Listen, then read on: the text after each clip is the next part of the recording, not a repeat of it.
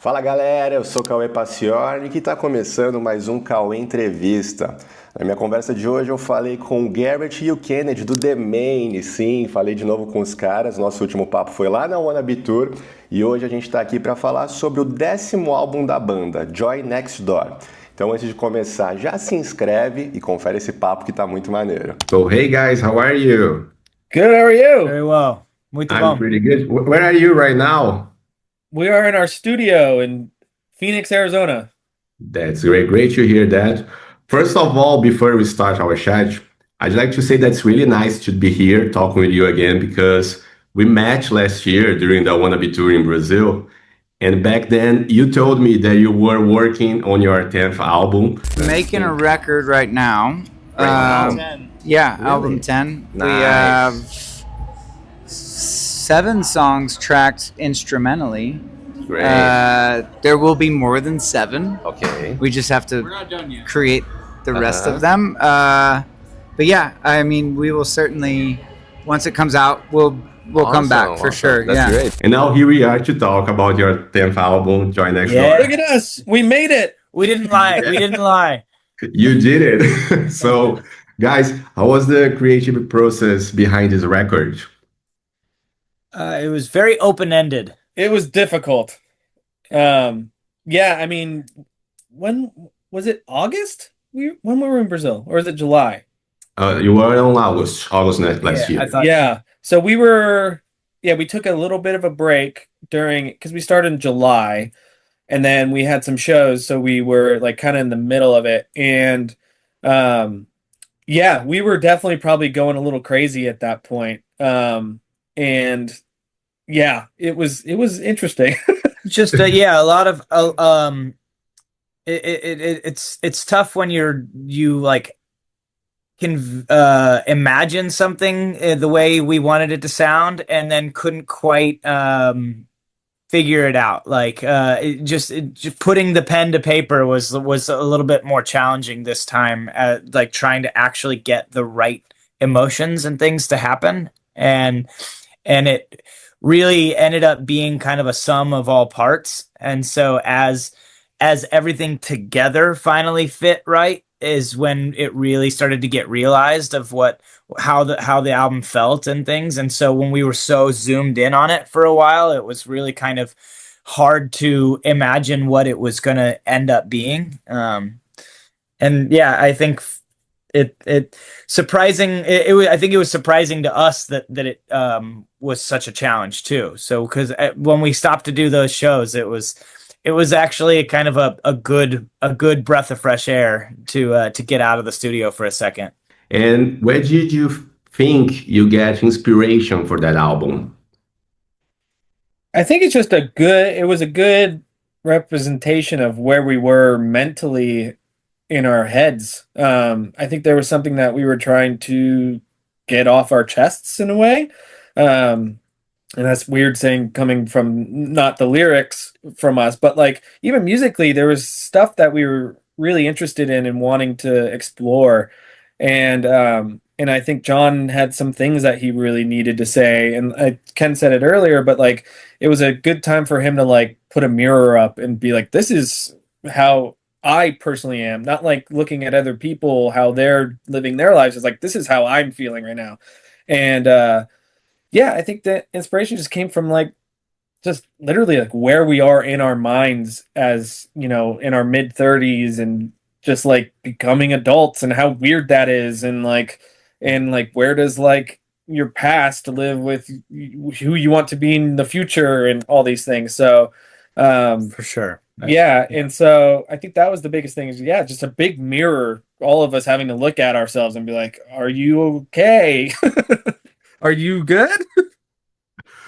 There is one very interesting that caught my attention at the trailer of the record. The beginning, you say most of our lives are spent between melancholy and hope.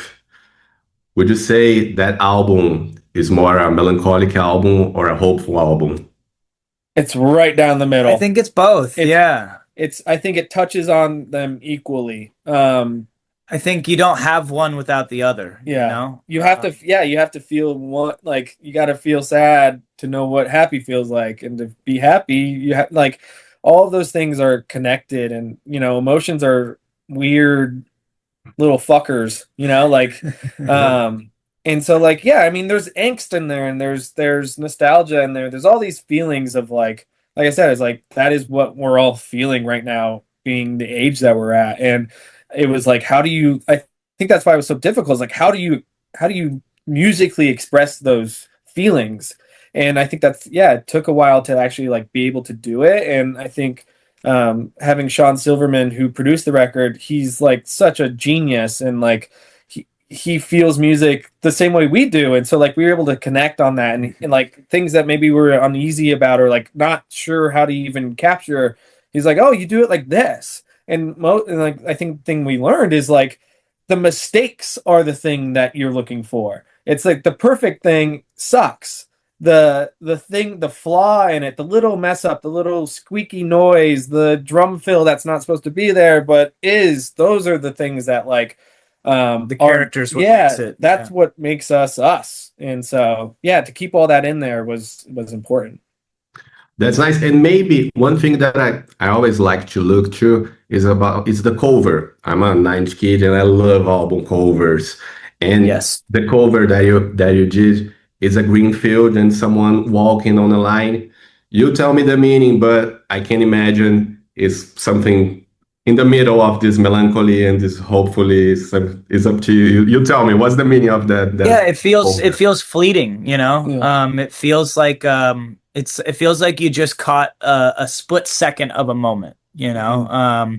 And that moment may have been built on sadness, and then it is about to feel happy, or it's happy reflecting, it's feeling sad because you're reflecting on happy, you know. Or are you leaving your old life and moving on to the new thing? Like it can mean many things. What do you What- think it means? I think that's what's great about, yeah, a photo or something like that that is intentionally a little bit vague. Is that, yeah, that you get to interpret it how it feels for your life and your thing, and each one of us gets to do that in a slightly different way. And it's cool that you can have that experience and then also be like, oh, I get what you mean by your feelings with it too, you know. Well, the funny thing is, like, Lupe Bustos, who took the photo, took 50 versions of that photo, and we all chose that one for some reason because it felt right. And so it's like, in some way, that was all connecting mentally to us in the right way. So, And do you have any favorite track in the album? Each one of you? I mean, it's changed a few times. I'd say either Joy Next Door the song or and then the final song. Um, I think there's just something like, I think it's the perfect example of the in between, especially on and then. It's like it's not sad, but it's not happy. And it is really the like, it's not gonna give you the answer of how to feel about your life, but there's a question there, and I think it's supposed to be you figure that out. And yeah, I think it's just like emotionally it captured something like special that we've wanted to do for a long time, that that I think we finally like hit the nail on the head with it. It's really, yeah, it's a special song. Yeah. Mhm. I also connect with the Joy Next Door song in particular, but I think one of my favorites on the record is called "It's Not Over Yet," and that song, I think it was kind of the one when John presented it to everybody, that it was like the thing that makes you look up from what you're doing and pay attention for a second. And so there was that initial moment of it that I connected with, and then when that song was kind of all said and done, I think it hits on this emotional feeling for me of like wanting to persevere. And yeah, I think it kind of just it feels like fighting through and breaking through whether it's it feels like that the cloud parting moment, for me at least. So yeah, I think that there's all these different emotions on the record, and that one kind of also sits in that in between for me, on the way up. Okay, nice, great, great. I like that. I think that's an album to be listened from the beginning to the end, feeling that in your room, having the experience. I'd like to listen some of those musics live. So my next question is about that. You just announced the new tour, the tour next door. What the fans can expect for the shows right now? I think it's going to be really cool, really like a different thing than we've ever done. We're going to start the set, we're going to 2 sets every night, and the first chunk is going to be like stripped down, not like just acoustic guitar. It will be us like all playing, but a different version of the band that we love to do. Like, I think we're always battling between like wanting to be this indie chill band and also this like fucking rip your head off, go nuts band. And so I think this is our opportunity to do both in one night. And so yeah, we'll start it with this kind of like emotional, like hopefully you want to cry, into like let's get in the pit kind of vibe. So yeah, so it'll be two sets every night, and yeah, I think it's gonna be super super fun. I'm really excited about it. Mm-hmm. And I didn't tell that, but I have to say my favorite is I like Joy Next Door, but I like Die to Fall too. It's a great song that I really appreciate. Cool. And we have to finish. 2 more questions. Can we expect you here in Brazil? We are working on it. That's been the hardest question to answer for any of these interviews. Is I don't know specifically, but yes, of course we want to be there, Yeah. and we will make sure that happens. And when we do, it'll be worth the wait. Okay. Coming to Brazil happens all the time. You were on the airplane. People were saying, "Come to Brazil, come back." Yeah, exactly. It's like we're even in Brazil, and people are like, "Come to Brazil." I love it. No, we love we feel the love there for sure. Yeah, and Brazil loves you too. And guys, I always repeat the same question. And I asked you here when you were here in Brazil.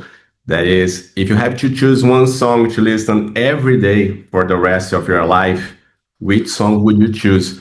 I have your answers from the last time that we talked. So let's see if the song that you choose today is the same. Oh fuck, That's so funny. Gosh, it's so tough. God. Man. I'll pick David Bowie Heroes. Not the single version. Not the single version because it's short. I want the 6.5 minute version. All right. If there's a DJ version that's like 12, I'll take that one too. Okay, you said last year Desolation Row from Bob Dylan because it was a large song. There was a long song that you said, "Oh, I'm gonna take Desolation Row." What Okay. about you? Not a bad one. That's Not a so- bad one. I'm happy with that. Good choices. Good choices. Yeah, no, dude, that's so funny. I think for me, that's the hardest thing is I don't think I've ever felt the same anytime I've been like I guarantee if you were to ask like tomorrow what my favorite song on the record is, it probably would change. You know what I mean? Like, so, yeah, I think that's the hard part with music is I don't want to live in the same thing forever. But, yeah, I think, I'd have to, there's a song, gosh, I don't know what to pick. Because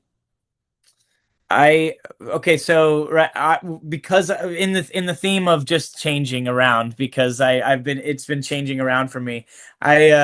I was listening to a song that is just it makes me feel good for whatever reason right now. This song called "Basic Being Basic" from the artist Joe.